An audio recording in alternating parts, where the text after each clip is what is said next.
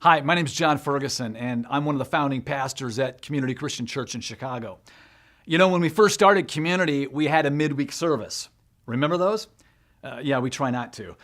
We were holding hours one time a month on a Wednesday, and we wanted to add another one, but we were afraid that putting the second one on another Wednesday night would crush all our small groups that met on Wednesdays. So we came up with the idea to do one on the first Wednesday and another on the third Thursday, or was it the first Thursday and third Wednesday? Yeah, that was a brilliant idea. Try communicating that. One of our first capital campaigns at Community was called Impact. And it really did accomplish a lot of good. But it wasn't nearly as impactful as it could have been. And in part, it's because our message, what we were trying to accomplish through this campaign, was unclear. We were a multi-site church. I think we had like 7 or 8 locations at the time. And we thought every campus needed to have some sort of project in order to be a part of that initiative. The whole thing lacked focus. Very difficult to communicate. So like most churches and organizations, we've had our share of communication gaffes.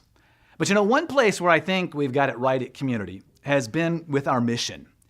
It was about 18 months after we started our church when we finally landed on a mission statement that communicates what we're all about. We were at a small group training conference led by a guy by the name of Lyman Coleman. And at that conference, I still remember Lyman retold Jesus' story of the prodigal son. And I mean with just tremendous passion. He reminded us that we're all prodigals and that there are prodigals in all of our communities who desperately need to find their way back to God. And you know what? It was amazing because in that moment, we knew this was going to be our mission statement, helping people find their way back to God. Now, I tell you that story because from a communication standpoint, I think we often underestimate the power of those words that make up our mission. Your mission statement is not a vision, okay? That's about where you're going. Your mission is not a strategy. That's about how you will get there. Your mission is what you and your people are about every day, day in and day out, on your way to accomplishing the vision God has given you. Yeah, your mission, I believe, is among the most important words your church or organization communicates anywhere. Several years ago, Ed Stetzer from Lifeway Research, who probably knows more about church life and ministry than just about anybody anywhere, joined us for a service at Community. Now, after the services that morning, my brother Dave and his wife and I had lunch with Ed. And one of the first words that came out of Ed's mouth were these: helping people find their way back to God. And then he said, no less than 13 times. Finally, one of us said, well, 13 what, Ed? And Ed said, no less than 13 times did I hear the phrase, helping people find their way back to God.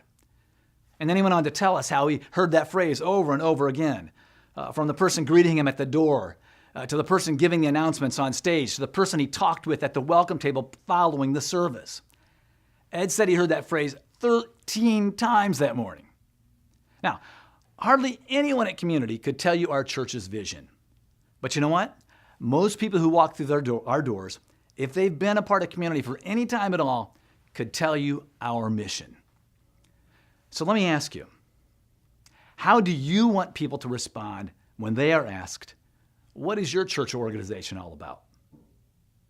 I want people to say, we're about helping people find their way back to God. Our mission is everywhere. It's on our website. It's on our Facebook page. It's the first thing you see when you walk into our auditorium at our Yellow Box campus. It's on just about every piece of printed material you can find at Community. And thankfully, it's on the tip of the tongue of most people who call this their church home. Like I said, I believe your mission may be the most important words your church or organization communicates. So, I want to give you 3 questions I think we all need to be asking about our missions. 3 questions, okay? First question is this: is your mission relatable? Is your mission relatable? Now, call this a shameless plug if you want to, but just 2 months ago, my brother Dave and I published a book, and the title is Finding Your Way Back to God, which is almost word for word our church's mission statement. Now, I would guess that if a publisher like Multnomah, a division of Random House, was willing to put it on the cover of a book, they must think it's pretty relatable. And one thing I've realized with the release of the book is just how receptive people are to this idea of finding their way back to God. It's been reinforced over and over again. A few weeks back, I got a Facebook instant message from an old friend I grew up with. I told him I wanted to send him a copy of our book. And he said he'd love to have one. And then he said this. He said, you know what? I think I need to find my way back to God. Here he was stating back to me the very words of our mission. You know, when people at Community go public with their faith and they get baptized, we ask them to write out their story. You know, how they came to the place where they believed God wanted them to be baptized. And almost every time, people will at some point in their story say something about finding their way back to God. A friend of mine was recently baptized, and this is how he wrapped up his story. He wrote this: I came to Chicago for a fresh start and to find my fortune. The crazy thing is that I have, but not in the way I imagined. I lost my job, and at the end of the year, with it, a lot of income and stock that would have made us financially secure. The year ahead is full of uncertainty, but I somehow know we will be okay. I have rediscovered my wife, re-engaged with my children, and above all, I have once more found my way back to God. How blessed am I? Now, imagine what hearing those very words does to reinforce our mission among the very people we want to be on that mission. So the first question is this: is your mission relatable? All right, second question: is your mission scriptural?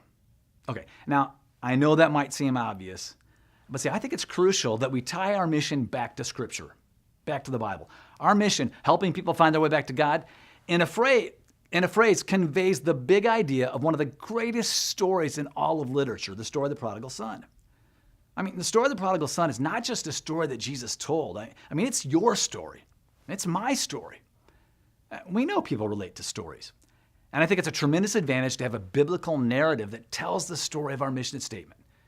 And I truly hope that when people think of helping people find their way back to God, they also think of Jesus' story of the prodigal son. Our mission is also reflected in these words from the Apostle Paul to a group of Christ followers in the city of Ephesus. This is from 2 Corinthians 5, chapter 5, verses 18 to 20. It reads like this: all this is from God. He brought us back to himself through Christ's death on the cross. And he has given us the task of bringing others back to him through Christ. God was bringing the world back to himself through Christ. He did not hold people's sins against them. God has trusted us with this message that people may be brought back to him. So we are Christ's official messengers. It is as if God were making his appeal through us. Here's what Christ wants us to beg you to do: come back to God. Is your mission scriptural? All right, last question. Is your mission repeatable? Is your mission repeatable? Our mission reflects the way we do a lot of things at Community. Very simply. We don't hide from alliterations or acronyms or memorable phrases. We embrace them. Why? Because people remember them. I think some of us get so intent on being clever, we fail to be remembered. And when it comes to your mission, simply find a way to briefly and memorably express your church or organization's impact on whoever it is you're hoping to serve. Several years ago, Eric Hellweg wrote an article in the Harvard Business Review. And in the article, he referenced the Malago Foundation. Now, this Malago Foundation channels investments to socially minded businesses. One way they find companies that are worthy of their investments is that they insist that the company can state their mission in under 8 words. Under 8 words. Now, to help companies accomplish this, they suggest the following format: verb, target, outcome. Verb, target, outcome. Verb, what are you doing? Target, who are you doing it for? Outcome, what is the desired result? He then offered these 2 simple mission statements: save endangered species from extinction. Save endangered species from extinction. Save, the verb, endangered species, the target, from extinction, the desired outcome. Another example, improve African children's health. Again, verb, target, outcome. Now, of course, when you hear that a mission statement needs to be 8 words or less, what do? Of course, you count the words in your mission, helping people find their way back to God. Yes, 8 words. And it follows the verb, target, outcome format. Verb, helping, target, people, outcome, finding their way back to God. Let me wrap up with this. If your mission is the most important words your church or organization communicates, then ask yourself, is it relatable? Is it scriptural? Is it repeatable?